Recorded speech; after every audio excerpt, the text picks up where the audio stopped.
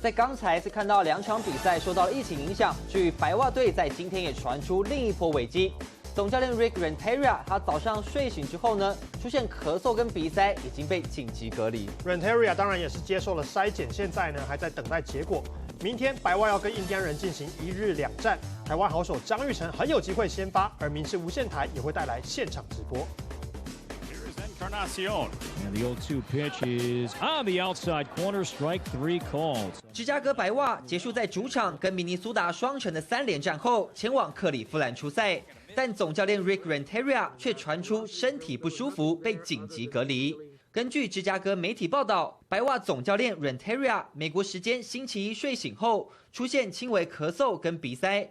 球团总经理 Rick Hahn 发布声明，在与队医讨论后。 Renteria 已经完成预防检验，就在克里夫兰的医院，以防万一 Renteria 隔离在球队饭店，不会外出执教，直到收到今天的检验结果。And he got a little too close. He didn't give enough space to be able to try to catapult himself up to try to maybe make a catch. And he ended up driving himself into the wall. 前一天比赛结束后 ，Renteria 还戴着口罩接受访问，讨论子弟兵的最新状况。而从比赛画面也能看到 ，Renteria 执教过程中全程口罩戴紧紧，尽量避免露出口鼻对外接触。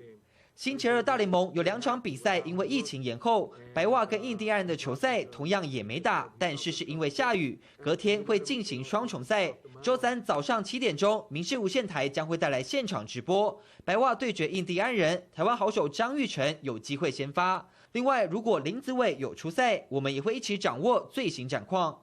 民视新闻综合报道。